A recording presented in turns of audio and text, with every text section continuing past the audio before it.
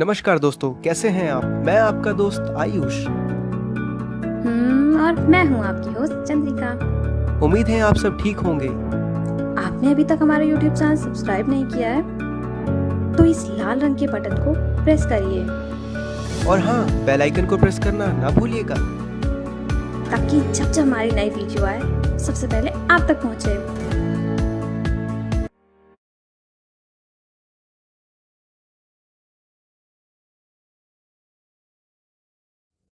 मित्रों, आप सभी को स्पॉटलाइफ की तरफ से रक्षाबंधन की हार्दिक शुभकामनाएं।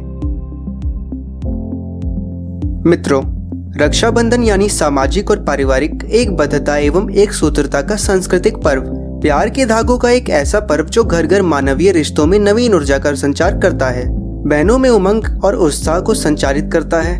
वे अपने प्यारे भाइयों के हाथ में राखी बांधने को आतुर होती हैं। बेहद शालीन और सात्विक यह पर्व सदियों पुराना है।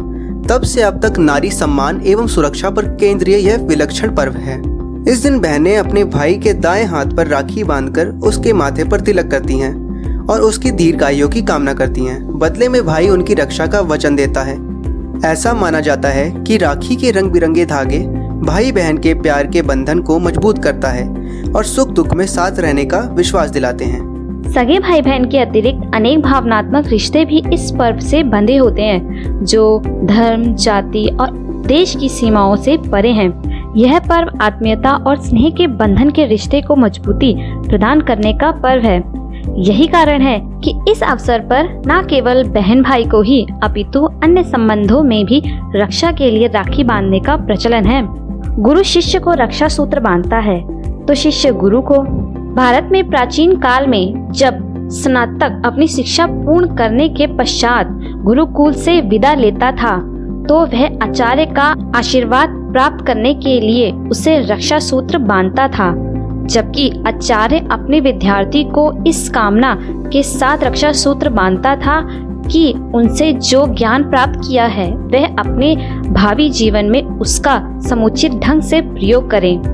इसी परंपरा के अनुसार आज भी किसी धार्मिक विधि विधान के पूर्व पुरोहित यजमान को रक्षा सूत्र बांधता है और यजमान पुरोहित को। इस प्रकार दोनों एक दूसरे के सम्मान की रक्षा करने के लिए परस्पर एक दूसरे को अपने बंधन से बांधते हैं। राखी के दो धागों से भाई बहन की नहीं बल्कि संपूर्ण मानवीय संवेदनाओं का गहरा नाता है। भाई और बहन के रिश्ते को यह फौलाद से मजबूती देने वाला है, आदर्शों की ऊंची मीनार है, सांस्कृतिक परंपराओं की आदित्य कड़ी है, रीति रिवाजों का अति सम्मान है। राखी के त्योहार का ज्यादा महत्व पहले उत्तर भारत में था। आज ये पूरे भारत में बड़े उत्साह से मनाया जाता है। महाराष्ट्र में इसे नारली पूर्णिमा के नाम से मनाया जाता है। लोग समुद्र में वरुण राजा को नारियल दान करते हैं। नारियल की 3 आँखों को भगवान शिव की 3 आँखें माना जाता है। दक्षिण भारत में इसे अवनी अविट्टम के नाम से जाना जाता है। पुराने जमाने में रक्षाबंधन का अलग महत्व था। आवागमन के साधन और सुविधाएं नहीं थी, इसलिए ससुराल गई बेटी के लिए यह सावन के महीने का विशेष पर्व था। राखी के बहाने स्वजनों और भाइयों से भेंट की भावना छिपी होती थी। सभी शादीशुदा लड़कियां मायके आती थीं। राखी सहेलियां आपस में मिलती थीं, नाचती गाती थीं और अपने लगे हाथ सुख दुख भी बांट लेती थीं। राखी का त्योहार कब शुरू हुआ इसे ठीक से कोई नहीं जानता। कहते हैं देव और दानवों में जब युद्ध शुरू हुआ तो दानव हावी होते नजर आने लगे। इससे इंद्र बड़े परेशान हो गए। वे घबराकर बृहस्पति के पास गए। इंद्र की व्यथा उनकी पति इंद्राणी ने समझ ली थी। उसने रेशम का एक धागा की शक्ति से पवित्र कर इंद्र के हाथों में बांध दिया। वह श्रावण पूर्णिमा का दिन था। लोगों का विश्वास है कि इस युद्ध में इसी धागे की मंत्र शक्ति से इंद्र की विजय हुई थी। उसी दिन से श्रावण पूर्णिमा के दिन रेशमी धागा बांधने की प्रथा चली आ रही है। शायद इसी प्रथा के चलते पुराने जमाने में राजपूत जब युद्ध के लिए जाते थे तो महिलाएं उनके माथे पर तिलक लगाकर हाथ में रेशमी धागा बांधती थीं। यह विश्वास के साथ कि धागा उन्हें विजय के साथ वापस ले आएगा। स्कंद पुराण पद्म पुराण और श्रीमद् भगवद गीता में वामनावतार नामक कथा में रक्षाबंधन का प्रसंग मिलता है। कथा कुछ इस प्रकार है। दानवेंद्र राजा बलि ने जब 100 यज्ञ पूर्ण कर स्वर्ग का राज्य छीनने का प्रयत्न किया तो इंद्र आदि देवताओं में खलबली मच गई और वे सभी भगवान विष्णु से प्रार्थना करने पहुंचे। तब भगवान वामन अवतार लेकर ब्राह्मण का वेश धारण कर राजा बलि से भिक्षा मांगने पहुंचे। गुरु के मना करने पर भी बलि ने 3 पग भूमि दान कर दी। भगवान ने 3 पग में सारा आकाश, पाताल और धरती नापकर राजा बलि को रसातल में भेज दिया।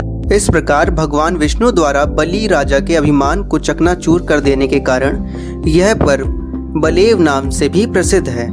रक्षाबंधन महत्व एवं मनाने की बात महाभारत में भी उल्लेखित है कि जब ज्येष्ठ पांडव युधिष्ठिर ने भगवान कृष्ण से पूछा कि मैं सभी संकटों को कैसे पार कर सकता हूँ, तब भगवान श्री कृष्ण ने उनकी तथा उनकी सेना की रक्षा के लिए राखी का त्योहार मनाने की सलाह दी।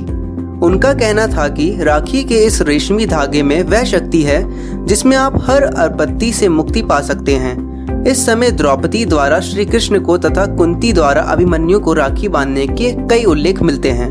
एक अन्य कथा के अनुसार सिकंदर जब विश्व विजय के लिए निकला था तो उसकी पत्नी ने अपने पति के हिंदू शत्रु महाराज पुरु को राखी बांधकर मुंह बोला भाई बना लिया था और उससे सिकंदर को ना मारने का वचन ले लिया था। पुरु ने युद्ध के दौरान हाथ में बांधी राखी का मान रखा और सिकंदर को जीवन दान दे दिया। मित्रों, राखी की सबसे प्रचलित और प्रसिद्ध कथा के अनुसार मेवाड़ की विधवा महारानी कर्मावती को जब बहादुर शाह द्वारा मेवाड़ पर हमला करने की पूर्व सूचना मिली तो वह घबरा गई। रानी कर्मावती बहादुर शाह जफर से युद्ध कर पाने में असमर्थ थी। तब उन्हें मुगल शासक हुमायूं को राखी भेजकर रक्षा की याचना करी। हुमायूं ने राखी की लाज रखी और मेवाड़ पहुंचकर बहादुर शाह के विरुद्ध मेवाड़ की ओर से लड़ते हुए कर्मावती और उसके राज्य की रक्षा की। राखी के बारे में प्रचलित ये कथाएं सोचने पर विवश कर देती हैं कि कितने महान असूलों और मानवीय संवेदनाओं वाले थे वे लोग, जिनकी देखा देखी एक संपूर्ण परंपरा ने जन्म ले लिया और आज तक बदस्तूर जारी है। आज परंपरा भले ही चली आ रही है, लेकिन उसमें भावना और प्यार की वह गहराई नहीं दिखाई देती। अब उसमें प्रदर्शन का घुन लग गया है।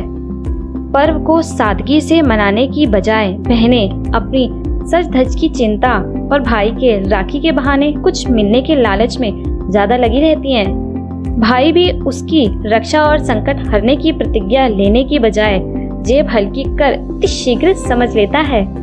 अब राखी में भाई बहन के प्यार का वह ज्वार नहीं दिखाई देता जो शायद कभी रहा होगा।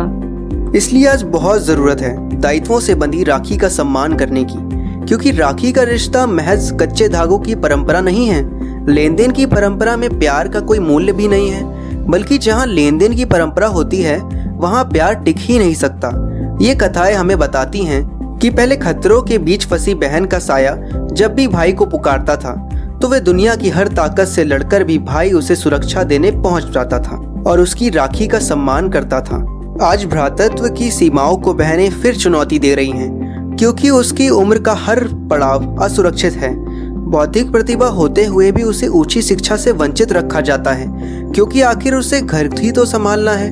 नई सभ्यता और नई संस्कृति से अनजान रखा जाता है ताकि वह भारतीय आदर्शों व सिद्धांतों से बगावत न कर बैठे।